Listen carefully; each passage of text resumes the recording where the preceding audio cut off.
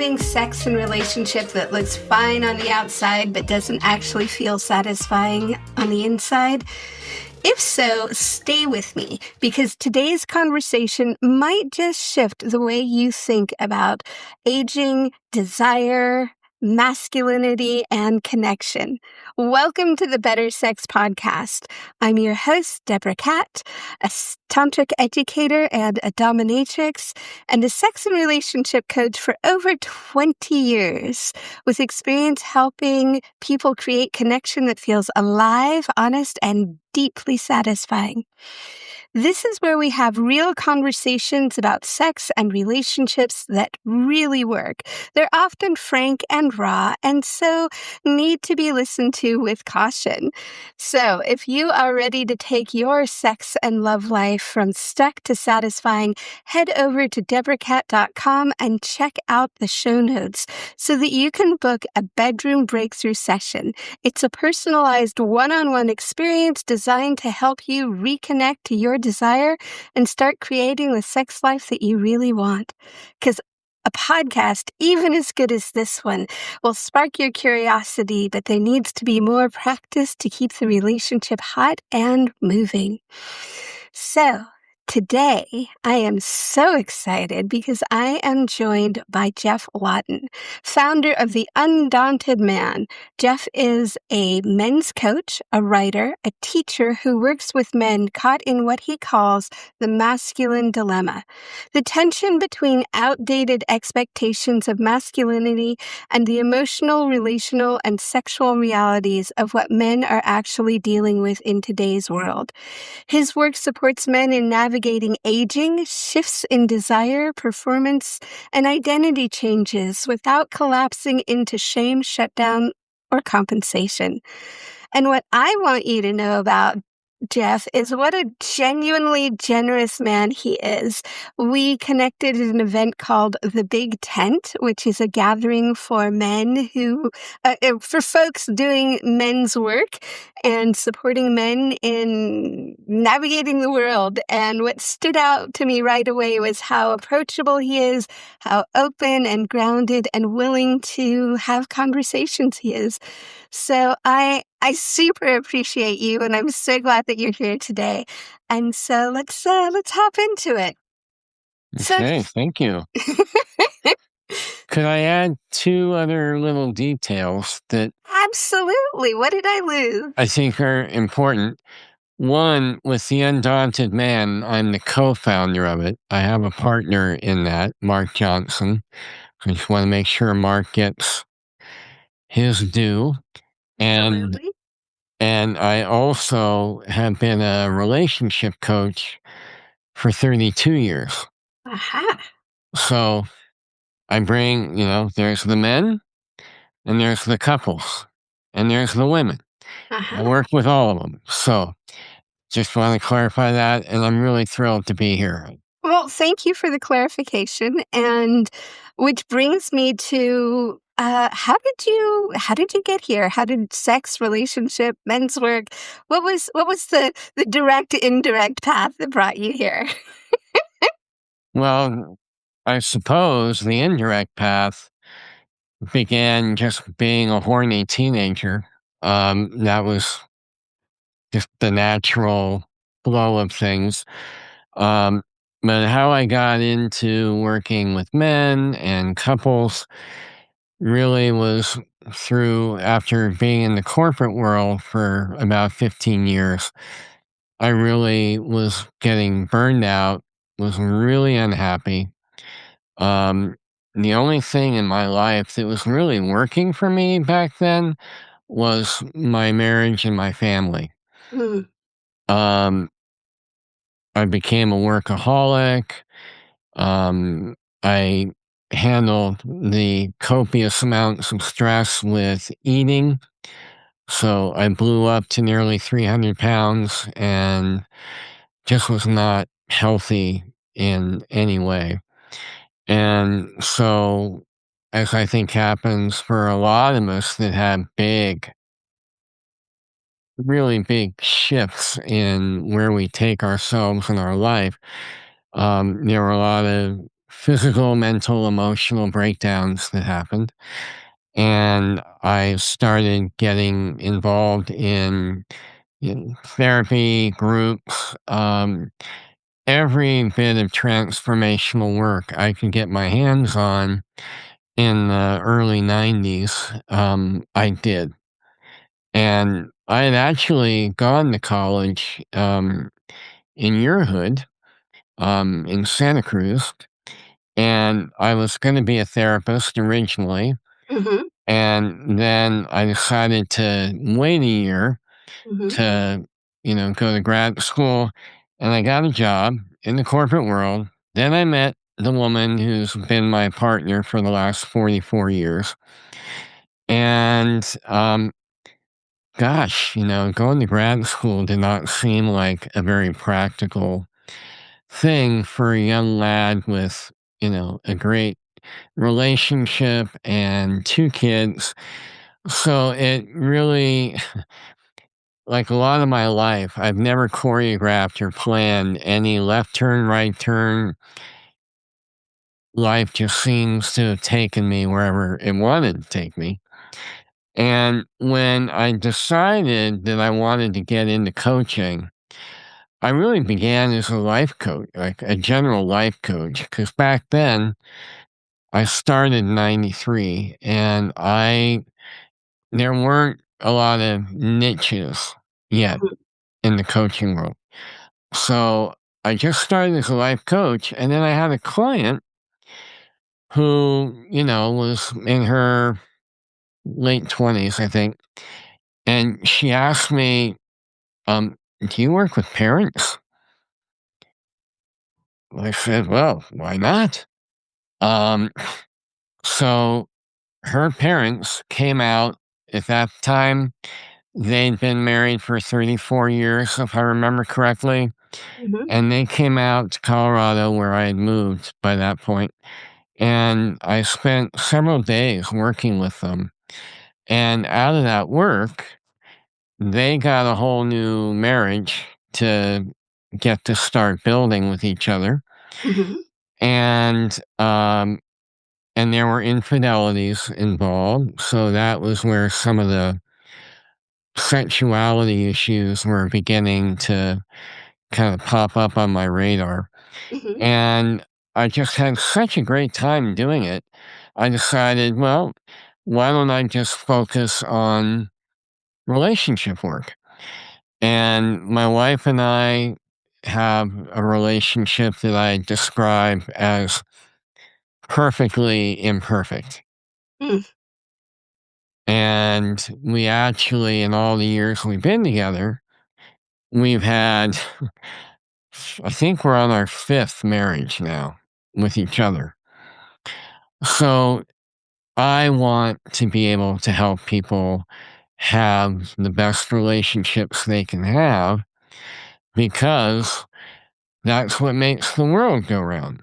And I also went through, gosh, about an 18-year period where I led inner child workshops, a lot of them in Santa Cruz back in the mid 90s. And I realized in doing that, yeah, I was helping with my own healing, but more than anything else, I grew up in a pretty fucked up family dynamic. Mm-hmm. I presume if we're going to talk about sex, I can say fuck. Absolutely. Okay, great. So I just really wanted to be able to give kids a better opportunity for a healthy adulthood. Mm-hmm. And because I didn't work with kids directly and still don't, I can work with their parents. So if I can help their parents heal, then the kids have a better shot at having healthier parents, healthier childhoods and adolescence. Um, so that's part of the overall picture. The other thing I have to mention, given that I'm clearly of a certain vintage, I grew up in the Bay Area in the late 60s Mm-hmm.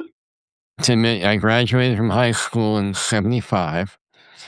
So I was in hippie central, and I had a mom as a young teenager.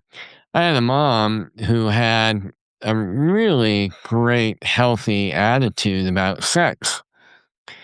And I think I would venture I was probably one of the few people in my nice white bread suburban high school that was actually able to have his girlfriend at the time who lived 20 miles away.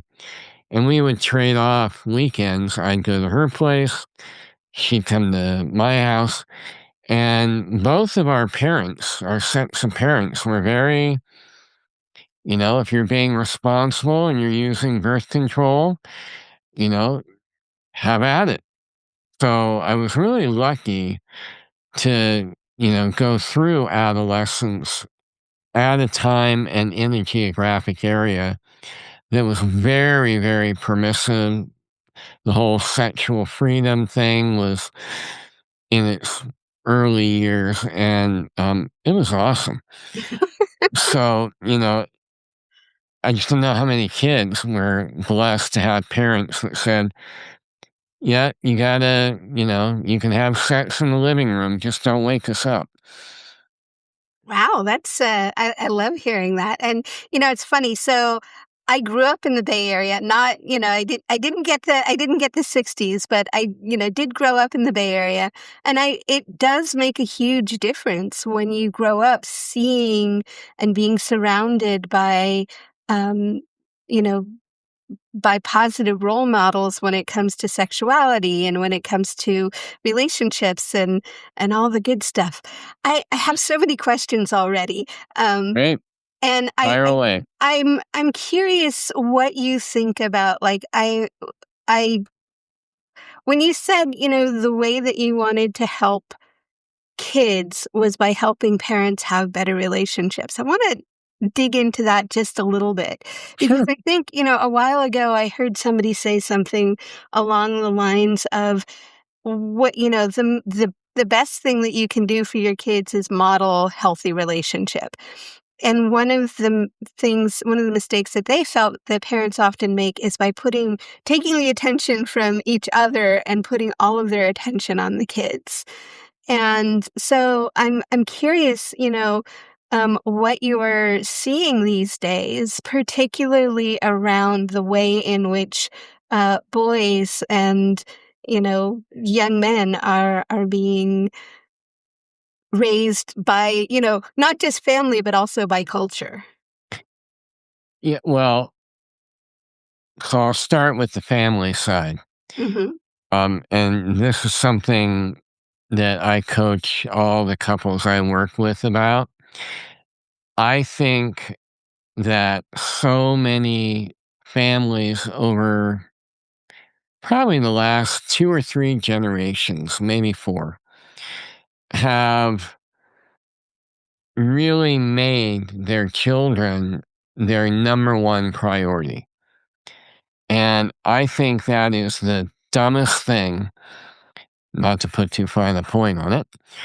I think that's the dumbest thing that a couple can do for a couple of reasons. Obviously, your children should be very important. My kids were very important to my wife and I. But I also knew, maybe because when I was growing up, my mom got divorced, and so I was kind of a latchkey kid. So I had to learn how to be independent. Hmm.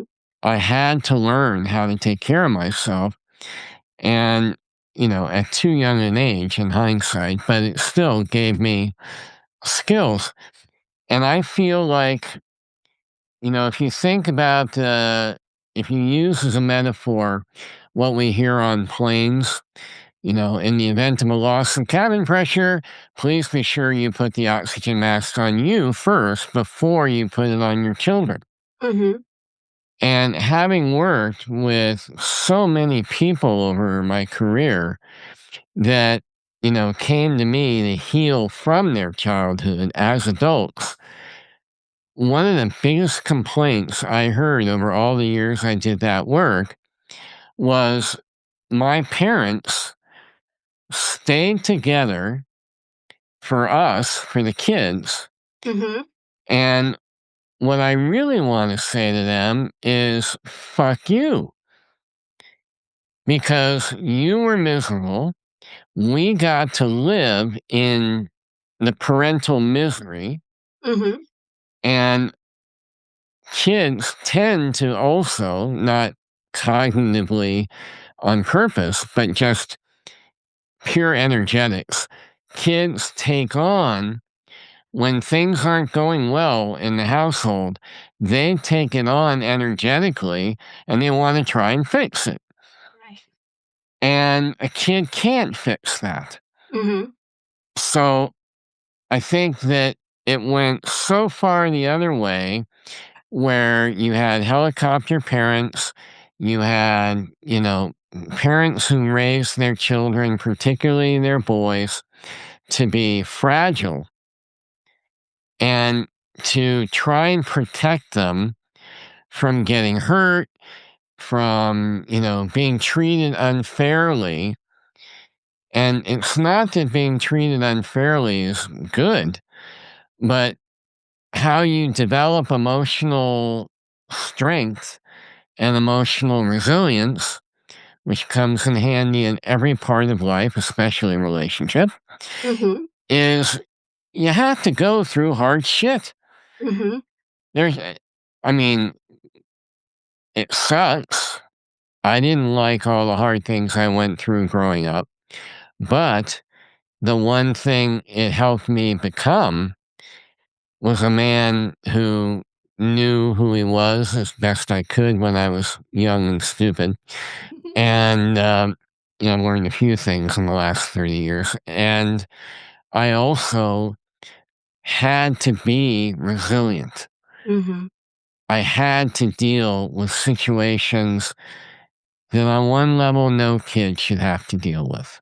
Mm-hmm. It wasn't right, but I can look back on it decades later and say it made me strong. And it also taught me how to uh, really be able to read a room, Mm-hmm.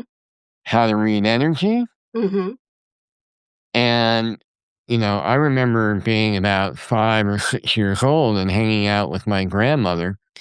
And I'd be sitting there listening to her and her old lady friends, as I thought of them back then.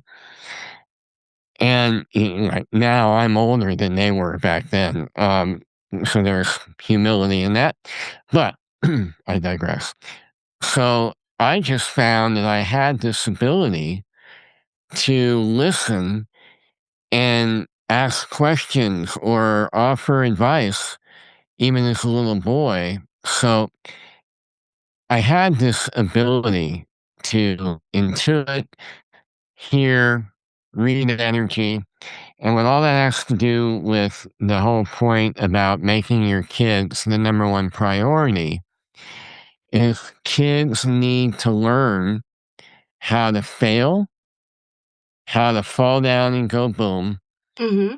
and get there, at least make the first crack at getting their ass off the ground and back on the horse, proverbially speaking.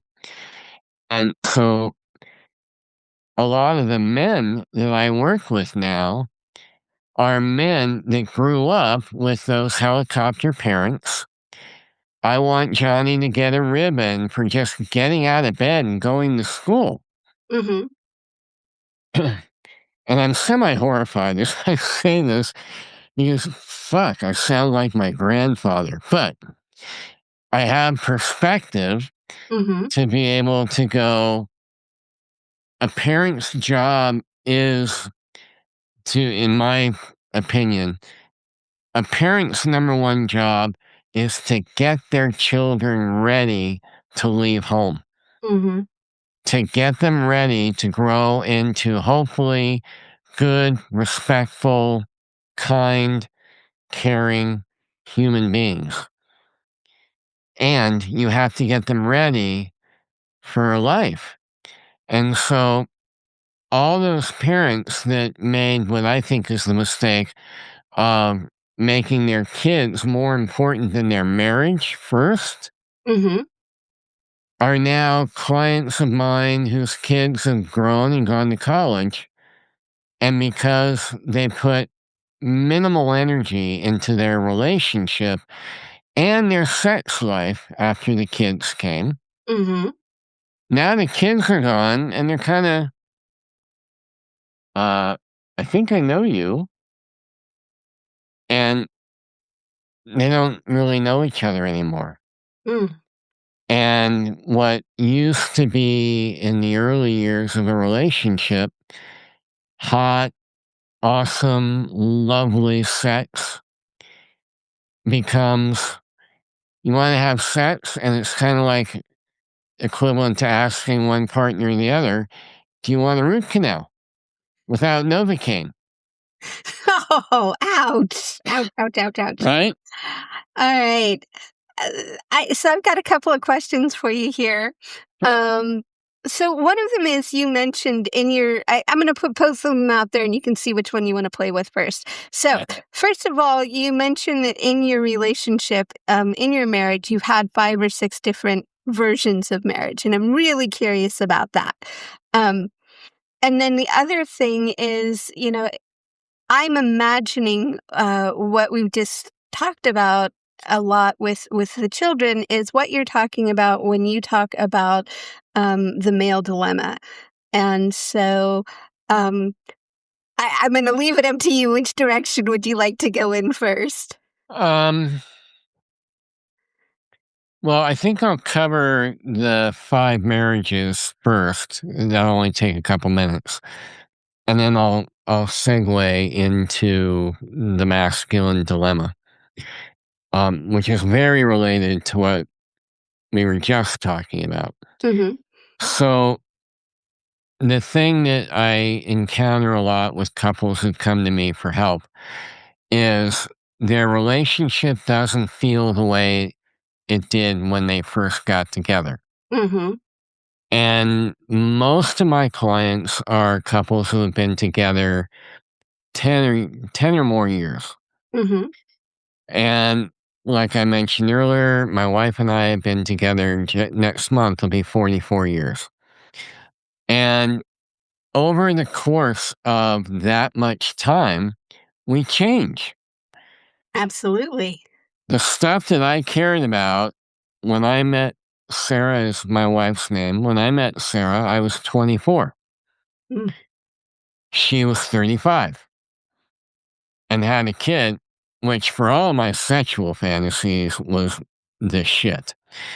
Because anyone who grew up in the late 60s, early 70s saw The Graduate with Dustin Hoffman, and I had this huge fantasy about getting to have sex with an older woman. So that happened. But when we got together, what was important to us in our 20s and 30s, now that we're in our 60s and 70s, very different. Hmm. So our relationship has gone through what I mean by 5 marriages is really 5 different, I wouldn't say stages Hmm. together. The first one that every couple goes through is what you know as limerence, that biochemical, man, I can't think of anything but you. You're humping 10 times a day. You can't stand not being with each other.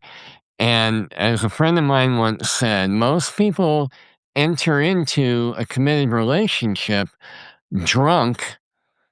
Like you literally get together drunk, but you're drunk on hormones. Right. So that's phase one. It's awesome. Getting to go through that in my, early 20s was the bomb. And the second phase is when the limerence wears off. Hmm. And then you actually get to start learning who are you really with? Hmm. without the distractions and the dopamine of all the hormonal woo that we go through.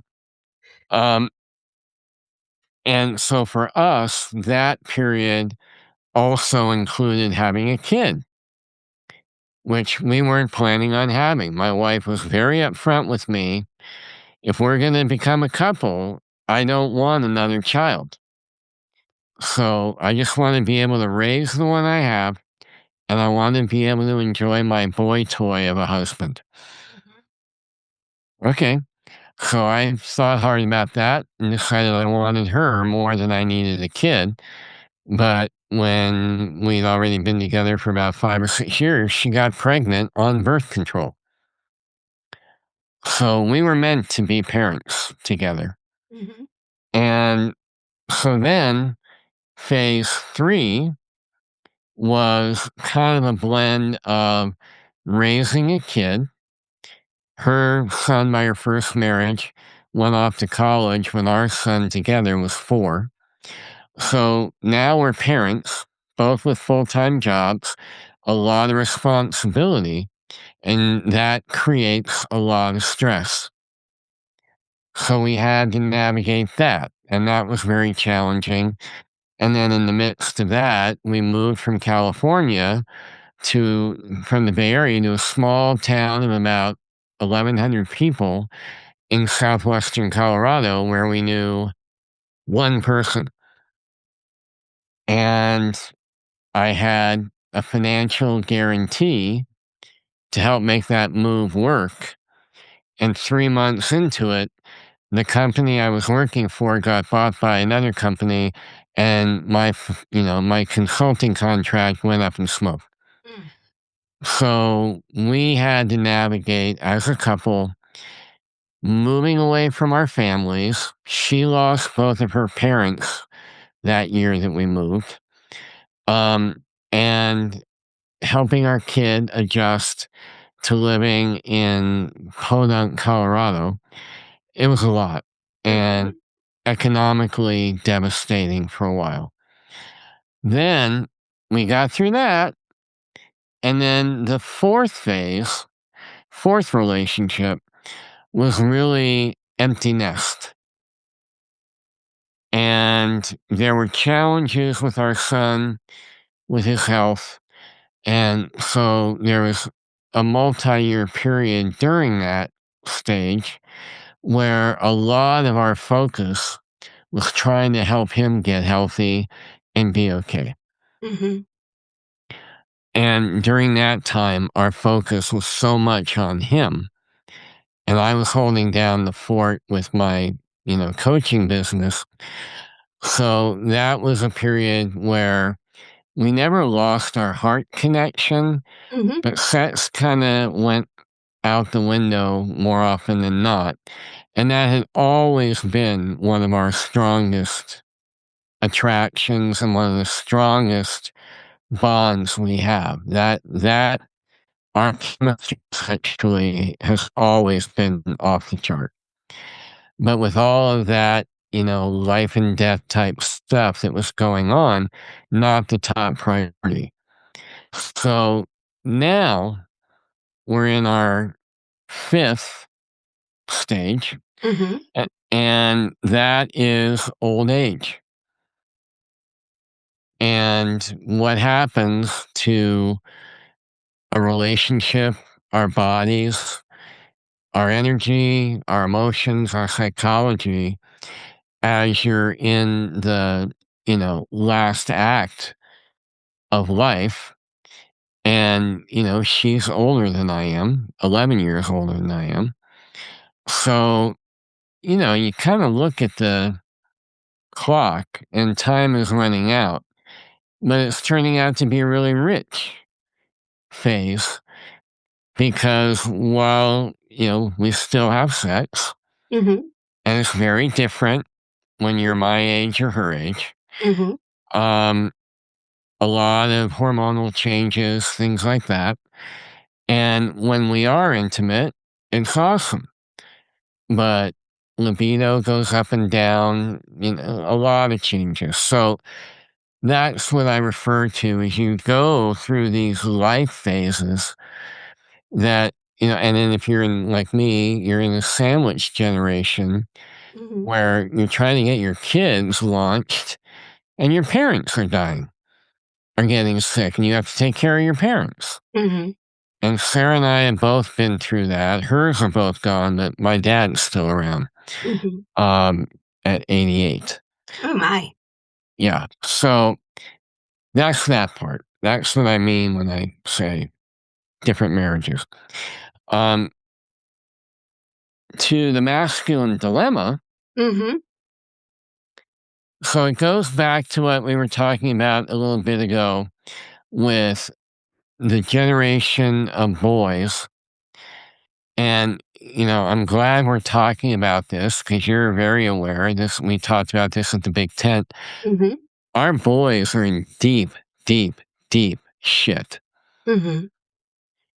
And our young men are not in a whole lot better of a place.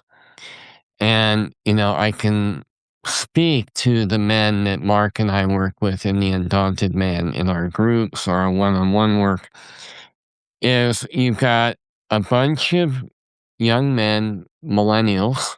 Hmm.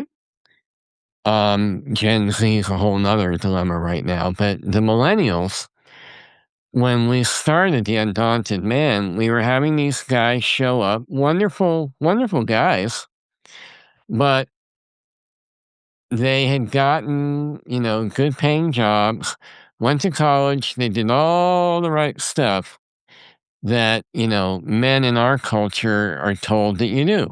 Hmm. And they're making big money Hmm. and they are bored shitless and feeling adrift. Hmm.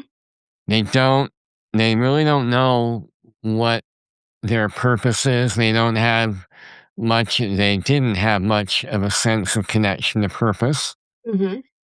And, I know you're familiar with Robert Glover and Hmm. his book, No More Mr. Nice Guy.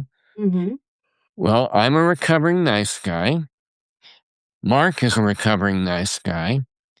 And probably 90% of the men in our community are now recovering nice guys. You And know, a nice, I just want to say something about that book because yeah, I think it absolutely goes it should be no more Mr. Night or Mr. or Mrs. Night, no more Mr. Nice person, because I think a lot of women also, we are oh, so yeah, taught to be caretakers of each other. yeah, And going back to what we were talking about, like, we put our attention so much on other people yeah. that we often lose ourselves. Um, Well, right. And for men, the, this is how it was for me. I made everybody else's needs more important than mine. right. Did And you a lot of that, were you allowed to have needs? oh, fuck no. Mm-mm, not growing up. Yeah. Um, Um, and I think it's something that, men throughout history have been like, that has been your job throughout history, is to protect, to be cannon fodder, to, I uh, mean, literally, yeah, it's like that's, the those that are in power, essentially play with the lives of those that are not in power. right. And it's, so it makes sense that for so long men have been taught this. Um, but I think where it's really different now, and you were starting to get this when I got excited and interrupted you, No problem. is that we don't have, particularly men, don't have the kind of it's like the mission that includes self actualization Mm-hmm. is not doesn't seem to be what we're talking about these days anymore. No. Um, the conversation is much more rife with hate and division. Mhm. Um, and, unfortunately, with the millennials and the generation that's coming along, Gen Z, um, not only did they grow up being, in my opinion, overly insulated, overprotected, not allowed to make mistakes or go through pain and suffering that strengthens their character. Mhm. The masculine dilemma in the men that we tend to attract into our community is, well, what is being a good man? Mhm. What is being a healthy sexual being? Mhm. Whether, is it okay that I like to do this or that in the bedroom? Mhm. And, a lot of the sex education, I mean, when I was in high school, sex education was strictly biology. And, I think we've not helped many generations have a healthy idea of positive sexuality because nobody was talking about it much out in the open. So the dilemma is, who am I? Mhm. Why am I here? Mhm. What are my needs? Mhm. What if my needs get communicated and they make my partner upset? Mhm. Right? And then am I being, with a lot of what happened with the Me Too movement and where, the different waves of feminism have gone. And I want to make it really clear for any of the women that are watching me right now, I love women. Mhm. I am not anti women. I'm not anti feminism. What I am against that is making it hard for men to be the kind of men that can show up and help a woman feel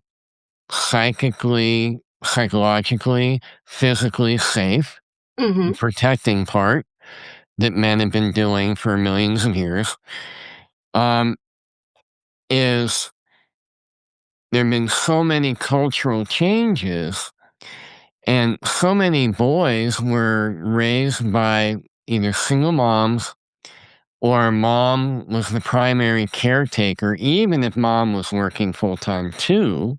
Mhm. And very few men in teaching anymore. So boys and teenagers have been brought up in the last probably 20 years, I would guess 15, 20 years, Mhm. with a beautiful feminine role model, hopefully, in moms and teachers, but they're not getting the other side. We need both. We need the feminine and we need the masculine. One without the other, the world doesn't work very well. Mhm. And now it's gotten to a place, and this is, in our masculine dilemma ebook that people can get on our website, is men have to learn how to get back in touch with their real essence, their Mhm. spirit, if you will. Men are up here a lot. We're either up here or we like to go down there. And Mhm. there's this whole middle ground that is our heart and our intuition Mhm. and our higher self. And a lot of what we're doing is teaching men how to get more connected to here Mhm. for their guidance and then use this lovely thing to be able to manifest what their emotional heart is guiding them towards. And then how to stand up to shadow masculine, Mhm. to know their own Mhm. and be brutally honest about it. But you don't hear a whole lot of conversation, at least I don't, a lot of conversation about shadow feminine. Mhm. And there are shadow, I have worked with men whose women have been physically, verbally, and emotionally abusive. Absolutely. I want to come back to something that you Yeah. said and really popped into my head. It's like, you talked about the fact that, for instance, teaching has become a very feminine, woman-oriented profession, Yeah. right? And in many ways, I think that's a societal thing, a societal problem, right? Men started getting paid more to do this. And so, women stepped in because there was a gap. And then, teaching became it started getting less and less respect because now it's a female thing or a woman thing. And I feel like there's a lot of places where that happens in our society where, for instance, um, when men step out of, when they step out of different jobs, then, women often step in to be the caretakers, the nurses, the doctors, and whatnot. And then those industries or those professions suffer, right? And then we don't, so I'm curious, and I don't exactly know where I'm going with this, so if something stands out, you can pop in. But I think this is where feminism came in, was like, hey, we're not being treated equally. Like, it's not that we want to take your job, but as long as we're here, we should at least be paid the same. Or, Right. if men want to stay, men want these jobs, then they should have them as well. But like, I'm not exactly sure where I'm going with this again, but it's something that I often think about. Well, yeah, me too. And I want to make it clear that I think you're accurate that in any big history, like if you go through history, when there are huge swings in society and cultures, it always goes to an extreme, and then you hope it may settle somewhere in a decent middle ground. And there are, like if we go to teaching, Mhm, I have very, very good friends who were elementary and middle school teachers and high school teachers, men. mhm. And when I was a kid, I would say there were more male teachers than there were female teachers. So again, long time ago. And one thing I know that scares men about going into teaching, and my wife was a teacher for 20 years. Teachers don't get paid shit. Right. It doesn't matter what's between your legs. It is not. Great teachers do it because they love it. Mhm. They're passionate about it. Um, but I know some incredible teachers that left teaching. One friend of mine was teaching in a smaller town, and this was maybe, I don't know, 6 years ago, seven, not that long ago, pre-COVID, Mhm. and it was recess, and he's having his kids come back into the classroom, and there were a couple of girls that were, lollygagging and yakking, and he asked them to come in the room. And as one was walking in, then the second one came in, and he just tapped her, which I remember my teachers doing with me in elementary school. Come on. They put their hand on your back and kind of, keep moving. And all he did was put a hand on her shoulder. And he was in prison 24 hours later Wow. and went through a hell I wouldn't wish on anybody. Mm. And this guy, was an amazing teacher. and one of the most integrous people I know. So there is so much pressure around for men in a classroom because now kids can say, Mr. Smith touched me inappropriately. And Mr. Smith may never have touched her.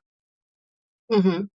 And it turned out that these girls actually had a whole con thing going of framing teachers to try and blackmail their families. Oh, Jesus. Yeah, I'm sorry to hear about that, and I, again, didn't it's politically speaking, I know that school boards and, what you can teach and what you can teach and, what you can how you can behave is just become such a, uh, crazy minefield that it's, difficult on all sides. very Um much so. And if you add to that, you've got a lot of kids that are being raised by dads who might be nice guys, Mhm, who are not particularly connected to their masculine energy or not in a healthy way. mhm, They're more in their feminine, mhm, which then often will have the moms move more into their masculine to preserve the polarity that helps attraction and all that work. So I think kids have been really, really confused. mhm, And a lot of our men, who are not at all, there's really the whole spectrum of masculine energy, mhm, right? And so, I was a when I was going to school in UC Santa Cruz in the late 70s, there was a term sensitive new age guy. mhm, That was me. mhm, I was one of those. mhm, And I hung out with women all the time. I didn't hang out with men. I felt very uncomfortable with men. And a lot of the women I was hanging out with just thought I was really sweet and nice, and they felt safe with me and blah, blah, blah. It planted the seeds for my coaching career. But like romantic relationship mhm. and in raising sons, there has to be a blend of healthy masculine and feminine energy, and they are both essential. And what would you say is the difference between healthy and not healthy masculine? Um, Unhealthy to me, um, it, well, I think I need to say this first. There is no question that men over history have done horrible things. No question. There's also no question in my mind that there have been many women who have done horrible things. Mhm, So Mark is very vocal about we don't believe there's any such thing as toxic masculinity or toxic femininity. People are toxic. We're all, again, whatever your sex is, we're all the product of our upbringing to some extent, environment to other extent. So I'm wanting to keep making it clear that masculine is no better than feminine or vice versa. Unhealthy masculine would be somebody who, if I think about real people I've worked with over the years, mhm, where they put up with their wives verbally abusing them, mhm, verbally castrating them in front of the children, and they just take it. mhm, They don't stand up. They have no spine. mhm. healthy masculinity is really one way we talk about it is a man with a good, strong connection to his healthy masculine has spine Mhm. and he has balls. Mhm. And we're not talking about the physical balls, we're talking about courage. Mhm. And, I know I grew up afraid of my mom. Mm. So I wouldn't stand up for myself with past women in my life before I met my wife Mhm. because I was afraid of Mhm. a woman's anger. Another version of unhealthy masculine is you live only in your brain, Mhm. only in your mind, Mhm. and you don't take care of your physical body. You don't have pride in your body. You just pretend that you don't have one because you're up here all the time. Um, and I did that for a while. When I blew up to almost 300 pounds, I was in total denial that my body was a wreck. Right. Um, so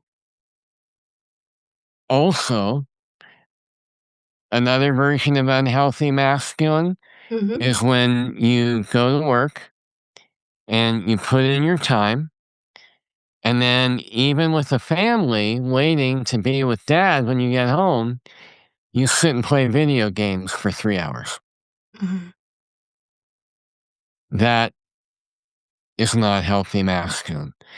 Healthy masculine is clarity, it's strength, Mhm. it's focus, it's penetrative, Mhm. figuratively and literally.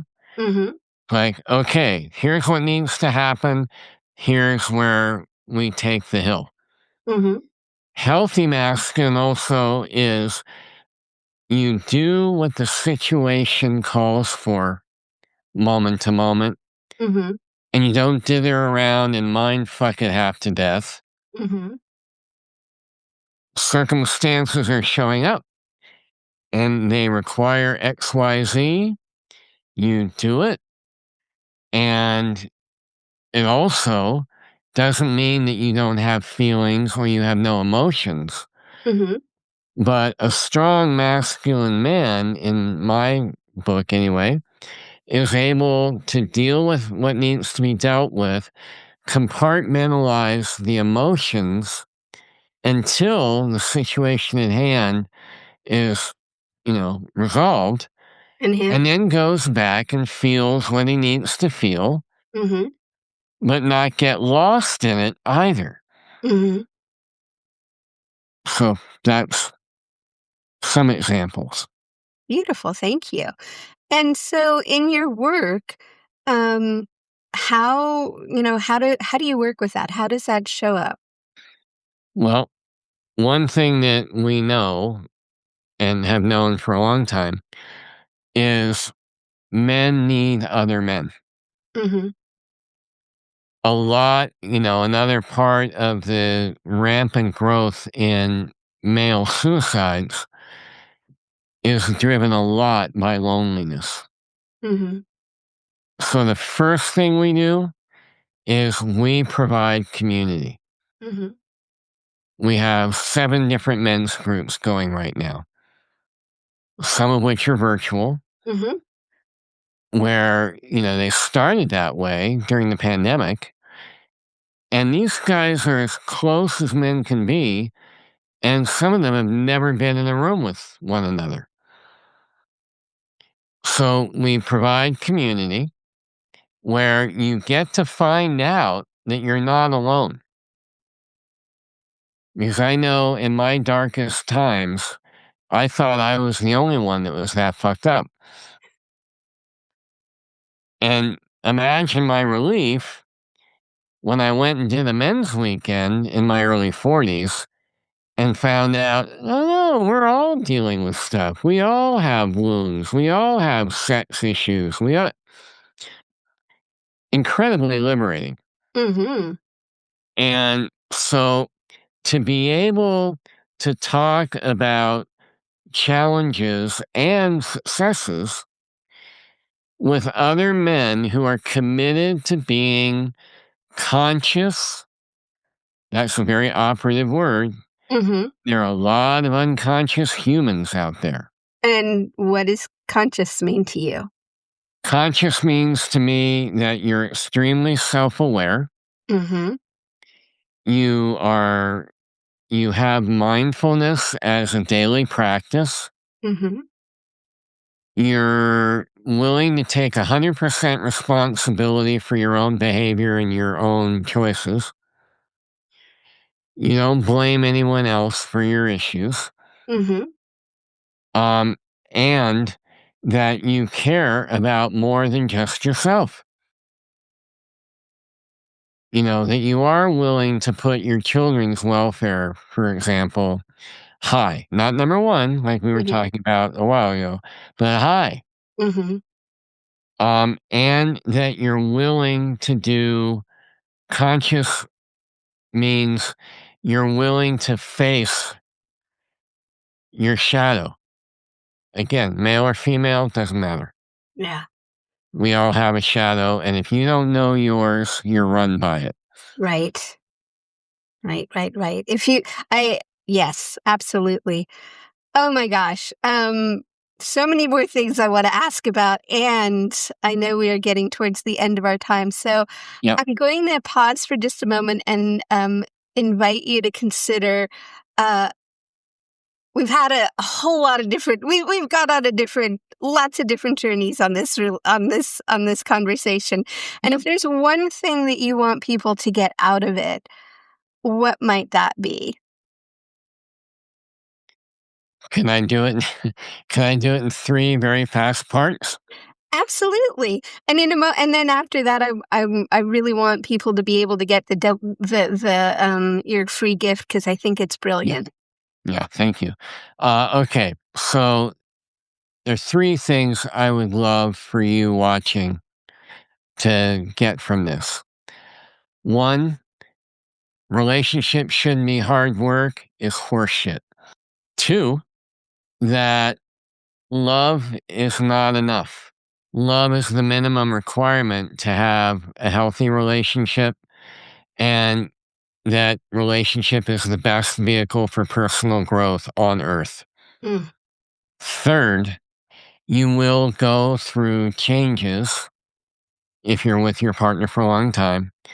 And if you look at that as a bummer and a problem instead of an opportunity, you have no idea what you could be shortchanging yourself with in terms of your evolution, spiritually, mentally, emotionally. hmm. Here we go. Mm. Thank you, thank you, thank you. And now, if you want to just tell us a little bit about solving the masculine dilemma, the free ebook, Yep. that would be great. And for those of you listening, there will be a link in the show notes. And also, if you want to say out loud where they can get it, that would be great. Sure. Yeah. So the masculine dilemma is, a short ebook that, talks about some of what you and I have talked about today, and goes into a bit more depth. And you can get it by going to the undauntedman.com. And on the home page, there's a link for resources. And if you click on resources, you'll see the masculine dilemma, and you just click on it, put in your name and email, and then you'll automatically get sent the PDF to download. And also, there you'll also find out about some other really cool things that we're doing for men, including silent retreats where we take men out into the backcountry for 3 days with nothing but a journal and a pen to get them to get quiet so they can hear that voice inside that can guide them. And also, some really great stuff we're doing with helping men develop an inner compass that they can use to navigate their life with. Beautiful. And are you a social media kind of guy? Yep. And where can we find you on social media? So, the two places where we have the most content, we have a YouTube channel, oddly enough, called The Undaunted Man. So we have a ton of videos on there. Instagram, our handle on Instagram is uh, undaunted_man. Mhm. And then we also have a big presence on LinkedIn under the Undaunted Man and Mark Johnson or Geoff Laughton here. So you can find stuff. We're posting newsletters, content, blogs, a lot. And I really love, I was definitely checking out the YouTube channel and some of your stuff on Instagram. Really smart, really understandable, very compassionate, which I really appreciate because I feel like there's a lot of men out there working with men who are just like, shaming them, blaming them, and that doesn't help anything. And really, I so appreciate your willingness to, open these conversations up, to look at the shadow side of both the masculine and the feminine. And, in wrapping things up today, I just want to say thank you so much. And, relationships are, I so love what you were talking about with the different phases and stations of relationship because we change Yeah. and we need different things in different places. And so if today's conversation has stirred something up for you, I invite you to stay curious. And if you're ready to look for support, you can find me at deborahcat.com. And in the show notes, there is a link for a breakthrough session. And find and follow Geoff, the Undaunted Man, in all of the different areas, Yep. YouTube, LinkedIn, and Instagram. So again, if you want to help have better sex and more satisfying relationships out in the world, then please subscribe, like, and leave a comment and share this episode. If you know a man who really, who needs support, please share this episode. Let's support our men in being better. And on that note, I'm Deborah Cat. This is the Better Sex Podcast. And thank you again, Geoff, for joining me. Thank you for the invitation. I really enjoyed it. All right, my pleasure. Bye for now.